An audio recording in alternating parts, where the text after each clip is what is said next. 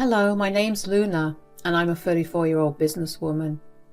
I want to tell you about my business career and my journey to become one of the biggest blooming entrepreneurs, along with the most defining event of this entire journey. First, let me introduce you to my husband, Derek, and my sister-in-law, Melanie. I met both of them in college. Both of them were in a few of my elective classes in my freshman year. Derek was my age and Melanie was 2 years older than me. Funnily enough, I didn't even realize until after Melanie graduated that the two of them were siblings. I just thought they were best friends for a really long time and coincidentally happened to have the same last names. After Melanie graduated, Derek and I began to hang out a lot together. That was the start of our relationship. I also don't know why I never saw Derek in a romantic manner, but I guess having Melanie around made me see him more as a friend than a romantic partner.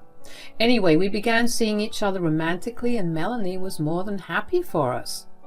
After we graduated, we moved in together and we began to focus on our careers. Neither of us had the best luck with finding great paying jobs, but we managed to find jobs that allowed us to live sort of comfortably.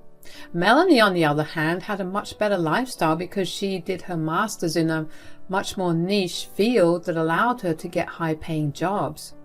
No matter what went on in our lives, the three of us always made it a point to meet each other once a week on the weekends. Nothing changed, and we were still a really great group of friends. Eventually, I began to visit Melanie at her mom's, Sophia's place, because Melanie still lived there. She thought it was cost-effective for her and her mother did not want to be alone. Sophia did not like me from the start. She made that very apparent in the way she was always passive-aggressive towards me, either through her words or through her actions. Of course, Derek and Melanie would stand up for me as best they could, but nothing ever stopped Sophia. So I just learned to let her insults roll off of me instead of letting them affect me. About 6 years after graduating, Melanie and I began to talk about starting our own business venture. We both noticed how trashy the business environment was in our part of town because of the lack of proper transportation facilities. We had always wanted to start a business together because together we had the best of every skill set we needed to run a successful business. Thankfully, Derek was more than supportive of both of us. So for the next year and a half, Melanie and I poured all of our free time into research and planning for a new business opportunity that we could seize. We made a lot of calls and made a lot of decisions, and finally we had to take care of the financial aspect of it all. We sorted through it all, and one day we finally made our first investment in the business, buying a place to run the business from. Of course, we wanted to share the good news, so the first person we thought it was apt to tell was Sophia. Melanie and I spent an entire day cooking together, and finally, when it came time to dinner, Sophia asked us about what had been going on. "So, what have you girls been talking about in whispers for so long?" "Well, we called for this dinner tonight because we have decided to start a business together." "What? What are you talking about?" "We realized that a lot of goods take a lot of time to get delivered in our area, so we were thinking of opening a logistics business. Plus, once we make enough profits, we plan on opening up a bunch of warehouses." "And where did you, or do you, plan on getting your capital from?" "Well, Melanie has a bunch of money saved up and Derek and I have tried our best to match it. Hopefully that will be enough." "So you're just robbing my daughter?" "She just said that she matched my contribution. What are you talking about, Mom?" "She said she tried her best to match it. That doesn't sound like she matched it." "I will divide our profits in a manner that will pay Melanie back whatever extras she contributed." "That will only happen if you're successful. What if you're not? How do you plan on giving back to my daughter?" "I doubt that the business will even not be successful." "All I'm hearing is that you're stealing my daughter's hard-earned money." "Mom, I'm a grown woman and I'm perfectly capable of making my own decisions. I know what I'm doing by starting this business with Luna, and I don't need your judgment right now." "You either support me or keep quiet." "Fine, whatever. But don't come crying to me when you realize that you've been robbed. That genuinely hurt. I know I just said I learned to let her insults roll off my back, but hearing how low she thought about me was insulting beyond belief. Derek also had a private talk with Sophia about how she hurt me, but she did not seem to care at all. Melanie apologized a ton for her mother's behavior, but I told her she had no reason to apologize for her mother's behavior. We eventually moved on. I decided to focus all my time and energy on the business and growing it. I was going to prove to Sophia that I was better than anything she could have ever imagined. Melanie contributed the same amount of time and energy as I did, and before we knew it, we were slowly but surely growing into a big business. We practically had a huge monopoly in the market. We were doing pretty well when we got nominated by our city's biggest business community for an award that would honor us as the best startup. Melanie and I didn't want to make a big deal out of it at first. We were too scared about jinxing it. About a month after we got nominated, we heard that we got selected and that we were invited to the event with +1s. Melanie and I were beyond excited that our hard work had paid off so well. Derek was also super ecstatic about the award for me, and he was going to be my +1. As for Melanie, we weren't sure about who she would take. I suggested it to her mother, but she seemed on the fence about it. She did not like how Sophia treated me, and she did not want me to feel belittled on a day as big as that. But I managed to convince her to invite her mother because, while she had been rude to me, she had been the most supportive of Melanie. So we hosted a dinner at our place and invited both Sophia and Melanie over when Sophia asked us about the business. Now, usually we never entertained questions about the business from her because she tended to be especially cruel towards me, but that night we counted on it so we could give her the good news. So how's the business going, girls? Well, it's actually going. Did I ask you to speak? Well, you kind of addressed both of us, so I thought, well, you thought wrong. Anyway, sweetie, how's work? Mom, I don't appreciate the way you're treating Luna. She's my equal in this business, and you need to treat her with the respect she deserves. Sure, my bad. I was only trying to look out for you. I just don't want her to swoop in and steal what was yours to begin with. The business was not mine to begin with. We co-founded the company, and we're equal partners in this. You have to treat her right. She has nothing to steal from me. Look, I don't care about all that equality stuff. All I care about is your business running well so my daughter gets to reap the benefits. I can assure you that she's getting her fair share of everything. Anyways, as for the business, that has also been doing really well. Oh, really? Yeah, in fact, what is it? Just spit it out already. We got selected by the city's biggest business community for the best startup. We're going to receive an award.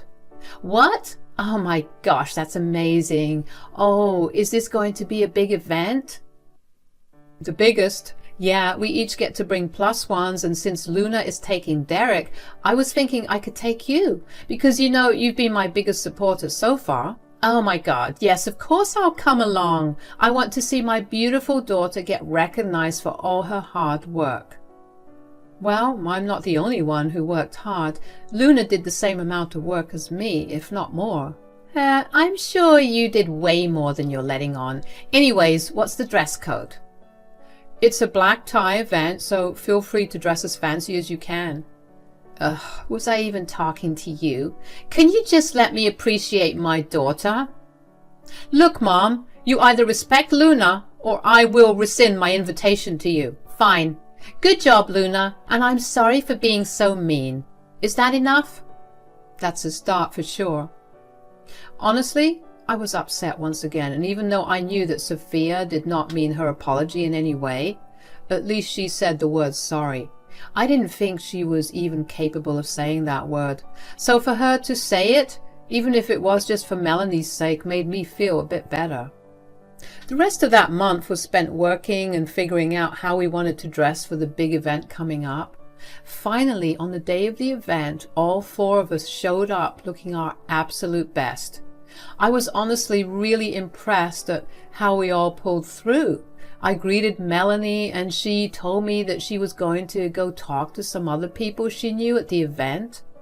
So I next greeted Sophia. "Hi, Sophia, so glad you could make it." "Of course, like I said before, I'm here for her." "As long as she's happy, I don't really mind."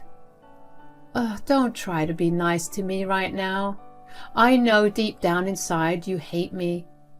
"Why in the world would you think that?" "Are you being serious? I treat you like you aren't even worth a glance. How could you not hate me?" "I don't hate you, nor do I love you. I mean, you give me more than enough reason to not like you either. Just like you, I'm only looking out for Melanie's best." "You shouldn't even be getting this award." "Yes, I know that you think that I don't do nearly as much work as Melanie. You made that very clear last time." "I don't just think that. I know that you don't do that much work." "Look, everything we do, every decision that has been made, everything has been documented. We have a healthy business because everything's so transparent. That's literally one of the biggest reasons we're even getting this award. You can think what you want. It won't affect me in any way. You think you can get away with it, but trust me, I will show you your place." "What are you even talking about? Nothing you do is going to take away the fact that we're getting this award. I know about the hard work that I put into this business. Even Melanie knows it, which is why she stayed with the business through the ups and downs." "Oh, cry me a river. Melanie is your best friend, which is why she will have your back no matter what. I'm her mother. I can see what she can't, and I can clearly see you exploiting her and taking credit for all the progress." "You know what? I don't think I want to ruin this beautiful day by staying any longer in this conversation with you. I'll see you later." Sophia really had a knack for ruining special days, and she knew just how to do it in the most painful way ever. I didn't understand what exactly she had against me when we both shared at least one common goal, wanting the best for Melanie. Instead of dwelling on my thoughts, though, I decided that I wanted to socialize.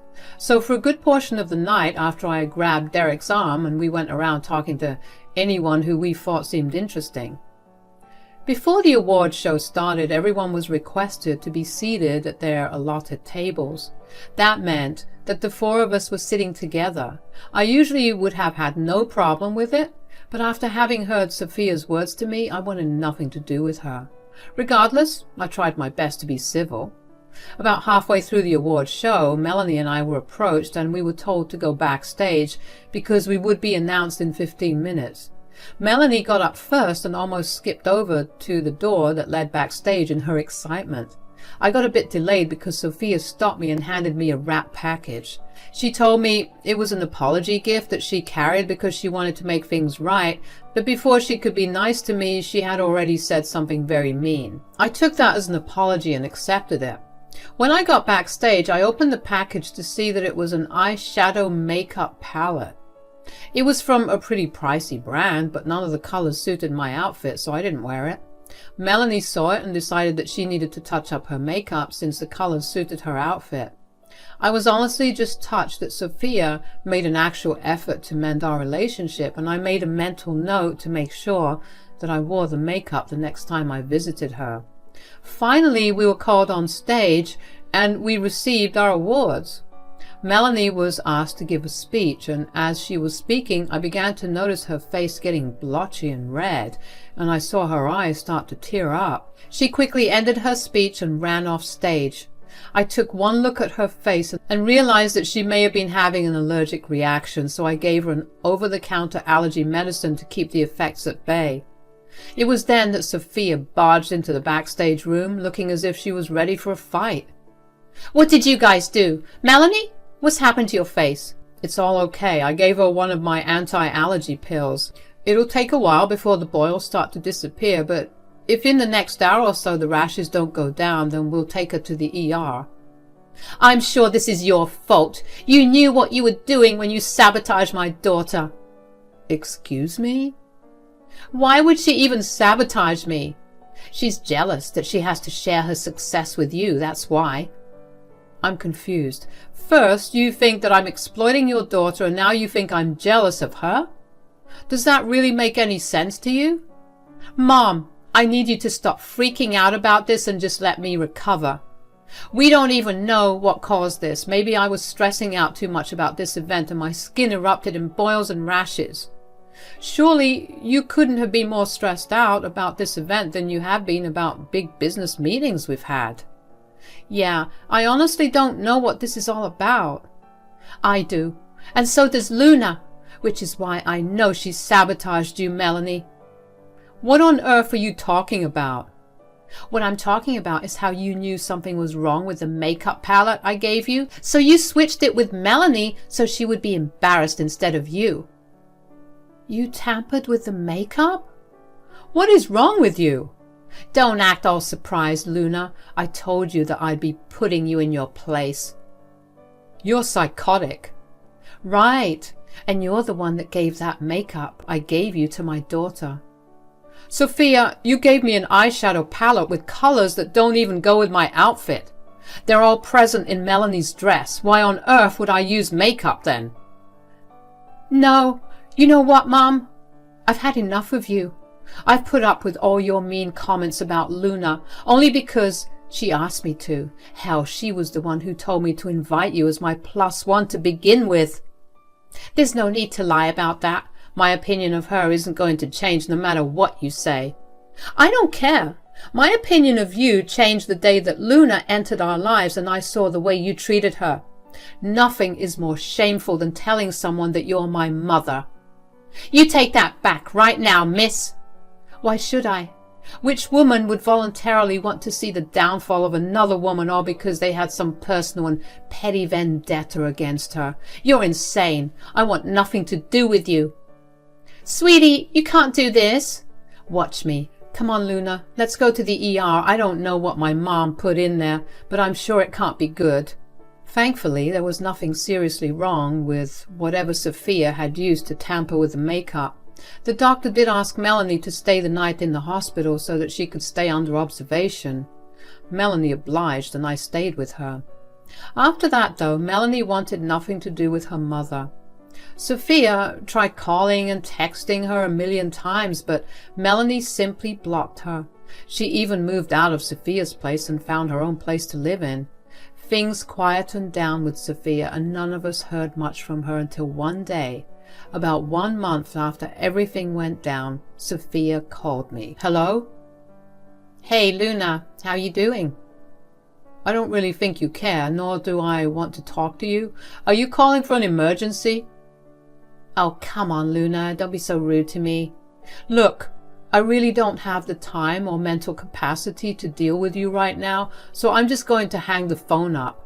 No, wait. I just needed to know how Melanie was doing. Oh, why don't you just call her and ask her? I would, but I think she blocked me. And you thought that it was a good idea to come ask me about her after you found out that she doesn't want to have anything to do with you? Can you not be a jerk for 1 second? I'm trying to be nice and civil with you right now. Oh, wow, it's almost as if that was exactly what I did every time I met you so far. Ugh, you're impossible. This is why I wanted you to be humiliated. You deserve to be knocked down a peg. Are you seriously not regretful about what happened? Have you learned nothing? I'm only regretful that I didn't think properly about which makeup to pick for you, and that Melanie ended up using it. If I could go back in time and correct that mistake, I would.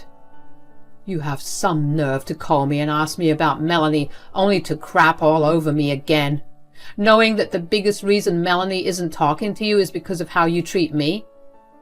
Only because you brainwashed her into thinking this way. So, I brainwashed her into being a decent human? I don't think that's bad, huh?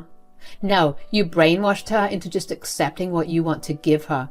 I just wanted that one night to prove to Melanie that you're not anything like you seem. And how exactly would I have reacted to my face breaking out according to you?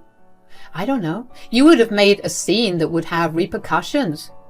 Oh, so you wanted me to freak out so badly that I impacted the company that your daughter and I worked so hard to build. Don't you think that's a bit counterintuitive to what you wanted all along for your daughter? Whatever. You only like to twist my words. Could you just tell Melanie that I want to talk to her? Sure, but I will be blocking you two after this because I want nothing to do with you either. If Melanie doesn't reach out, I don't care. Goodbye now. Of course, I didn't want to tell Melanie about the call I received from Sophia, but I knew that it would be the right thing to do, only for me, because telling her would mean me not having anything on my conscience, but also for Melanie.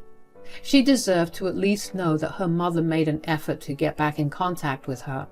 When I told Melanie about the call, she scoffed. She told me she would have considered talking to her mother again if the conversation had gone at least a little apologetic on her part. Part of me was kind of relieved that Melanie still had my back. I mean, I did not want to be the reason that the two of them had a bad relationship. Yet at the same time, I did realize just how much Sophia was beginning to affect me and my mental health. As for our business, Melanie and I are only doing better and better. We keep getting new clients and we're planning on expanding the business soon. My husband and I are finally able to live comfortably, and gone are the days where we knew struggles. Melanie and I have gotten a lot closer since things went down with her mother. I became a shoulder for her to lean on, and I tried my best to be there for her in the way that she wanted me to. It's been about 6 months since everything went down, and Sophia did show up at my door once since then. She begged me to make things all right between her and Melanie, but not even 4 minutes of conversation with her and she would resort back to insulting me. I told her to never contact us again, or we would file a restraining order against her. Funnily enough, she never actually approached Melanie in the way that she approached us. Anyway, I have no idea what has been going on with Sophia, but all I know is that we are all living happier and much freer lives without her.